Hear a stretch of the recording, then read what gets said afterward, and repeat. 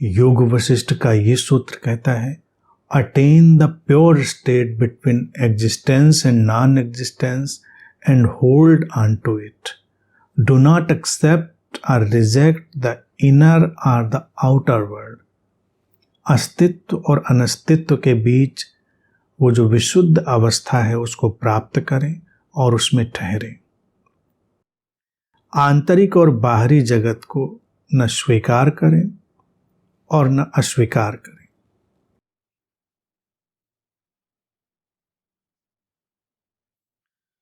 अस्तित्व और अनस्तित्व के बीच की जो शुद्ध अवस्था है उसको पहचानें और उसमें ठहरें. होने और न होने के बीच, होने और न होने के बीच ठहरना. और सूत्र कहता है कि आंतरिक और बाहरी जगत को न स्वीकारें न अस्वीकारें. सुंदर बात है, सटीक, सरल और सुंदर बात. ये एग्जिस्टेंस और नॉन एग्जिस्टेंस, होना और ना होना, ये एक बहती हुई जीवन की व्यवस्था है. इसके बीच में वो शुद्ध अवस्था क्या है? वही है कॉन्शियसनेस, वही है प्योर कॉन्शियसनेस, विशुद्ध चेतना. और वो कैसे पकड़ में आती है? हमारी इस जीवंतता के रूप में, हमारी इस प्रेजेंस के रूप में. हम हैं होने और ना होने की स्थितियों से परे. जब हम अपनी इस इटर्नल प्रेजेंस को, इस शाश्वत उपस्थिति को महसूस करना सीख लेते हैं. उपस्थिति देखिए बड़ी जादुई चीज है. वो व्यक्ति नहीं है, मैं उपस्थित हूं ऐसा नहीं, हूं. एक अनाम अरूप सत्ता उपस्थित होने की, वही है प्रेजेंस. वो होने और ना होने के बीच डोलती रहती है, दोनों में गतिमान होती है. या इसको हम थोड़ा और दृष्टि अगर दें तो जागृत स्वप्न सुषुप्ति के बीच भी वो होना कायम रहता है. हम हैं जागृत में भी, स्वप्न में भी, सुषुप्ति में भी. ये होना हमेशा विद्यमान है. इस होने में कभी कोई बाधा नहीं है. सूत्र कहता है उसको पहचानो और उसमें ठहरो, उस होने में. यहां पर भी बात वही आ गई कि जो आइडेंटिफिकेशंस हैं, जो तादात्म्यीकरण है, उनको छोड़ दो. मैं ये हूं, मैं वो हूं, मैं ये नहीं हूं, मैं वो नहीं हूं, इत्यादि सारे फैलाव को छोड़कर बस हूं में ठहर जाओ. हूं, इतना तय है. ऐसा हूं, वैसा हूं, ऐसा नहीं हूं. मैथमेटिक्स की तरह से सब में सब काट देंगे, केवल हूं कॉमन बचेगा. यानी कि होना ही कॉमन बचेगा. तो वो जो कॉमन एलिमेंट है, वो जो एक सार्वभौमिक सत्ता है होने की, उसमें ठहरने की बात सूत्र कह रहा है. और बड़ी प्यारी सी बात है. बस इसके बाद फिर और कुछ बचता ही नहीं. अगर हम उसमें ठहर गए तो बात खत्म हो गई. और फिर कहता है कि भीतर और बाहर के जगत को न स्वीकारें न अस्वीकारें. ये एक और सुंदर अवस्था और बड़ी ही मनोवैज्ञानिक अवस्था. हम बड़ी जल्दबाजी में होते हैं स्वीकार अस्वीकार, रिजेक्ट कर देने, एक्सेप्ट कर देने की. पक्का बता दीजिए लोगों का इरादा होता है अंदर का जगत महत्वपूर्ण, बाहर को छोड़ते हैं, रिजेक्ट करते हैं. या पक्का बता दीजिए बाहर का जगत इंपॉर्टेंट, अंदर के जगत को रिजेक्ट करते हैं.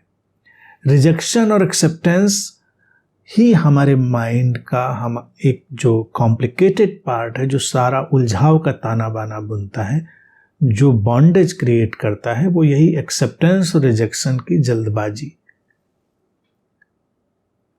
स्वेटर जैसे बिनते हुए पहले देखा होगा ना, 2 सिलाइयां लेके उसमें ऐसे ऐसे बिनते चले जाते हैं लोग. तो ये एक्सेप्टेंस और रिजेक्शन की ही 2 सिलाइयां हैं. इनमें धागे हम उलझाते हैं मन के और बस कुछ फिक्शनल स्टोरी बुन डालते हैं, कोई कपड़ा बुन डालते हैं अपने मन का. सूत्र कहता है सिलाइयां उठाकर रख दो. जो जैसा है वो वैसा है. बाहर का जगत, भीतर का जगत, ये विभाजन हमारे हैं. न भीतर कुछ है न कुछ बाहर है, एक का ही सब विस्तार है और सब महत्वपूर्ण है, कुछ भी गैर महत्वपूर्ण नहीं है। बात को समझना महत्वपूर्ण है। जब इंद्रियों और इंद्रियों के विषयों को यह कह दिया जाता है कि आनंद उनमें नहीं है, तो इंद्रियों और इंद्रियों के विषय वस्तुओं को इनकार नहीं कर दिया गया है, उनको नॉन एग्जिस्टेंट नहीं बना दिया गया है कि वो बेकार हैं, व्यर्थ हैं, उनको काटो छांटो, उनका दमन करो, ऐसा नहीं कहा गया। बस एक तथ्य बताया गया और वो इतना ही है कि आनंद की अंतर्धाराएं भीतर से आएंगी और बाहर फैल जाएंगी। बाकी सब अच्छा है। जीवन की हर स्थिति महत्वपूर्ण है। अंतर जगत और बहिर्जगत के बीच का द्वंद्व समाप्त हो जाना। साधक वही है, सन्यासी वही है, खोजी वही है, शिष्य वही है जिसके भीतर अंतर जगत और बहिर्जगत का द्वंद्व समाप्त हो गया। जिसके भीतर अभी वो द्वंद्व है, वो या भीतर जाना चाहता है या बाहर जाना चाहता है, वो संसारी होना चाहता है, सन्यासी होना चाहता है, तो वो अभी उलझाव में है। ये सूत्र उसी के लिए बड़े प्रीतिपूर्ण ढंग से कहता है कि ये जो आंतरिक जगत और बाहरी जगत है, इसको न स्वीकार करो न अस्वीकार करो, अर्थात मध्य में ठहर जाओ। जैसा वो आए उसके हिसाब से गति करो। देखने के लिए कुछ हो तो देख लो, न देखने के लिए कुछ हो आंख बंद करके शांति से बैठ जाओ। ये सूत्र ये भी नहीं कहता कि साक्षी रहो, ध्यान रखें, ये कहता है साक्षी और असाक्षी की स्थितियां होगी। जब कुछ साक्षित्व के लिए हो तो साक्षी हो जाओ और जब कुछ साक्षित्व के लिए ना हो तो असाक्षी रह जाओ। अंदर और बाहर के विभाजन में उलझो ही नहीं।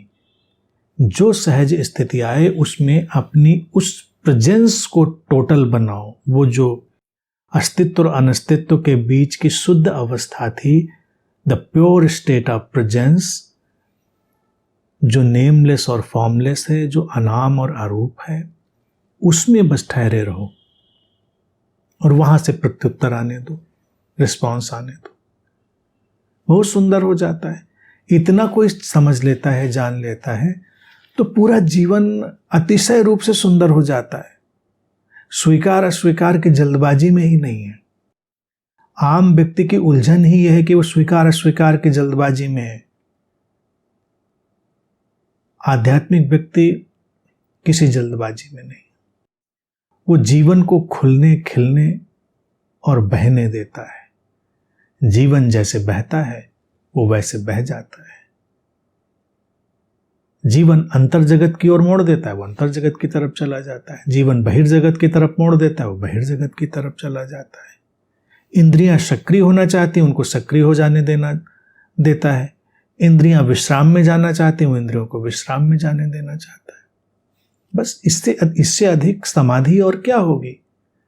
लेकिन हम जब संतुलन को बिगाड़ देते हैं तो इंद्रियों के ऊपर अतिरिक्त बोझ डाल देते हैं। जब इंद्रियां विश्राम में जाने को हों तो हम उनको सक्रिय कर देते हैं, और जब उनको सक्रिय होना हो तो उनको जबरदस्ती विश्राम में डाल देते हैं। सारा द्वंद्व यहीं पर खड़ा है।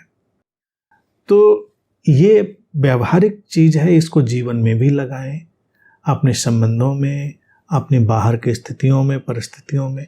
न स्वीकार न अस्वीकार, सहज रूप से देखा, वर्तमान में क्या घटेगा उसका जो प्रत्युत्तर आएगा उसको बस देखा जाएगा, और कोई उलझाव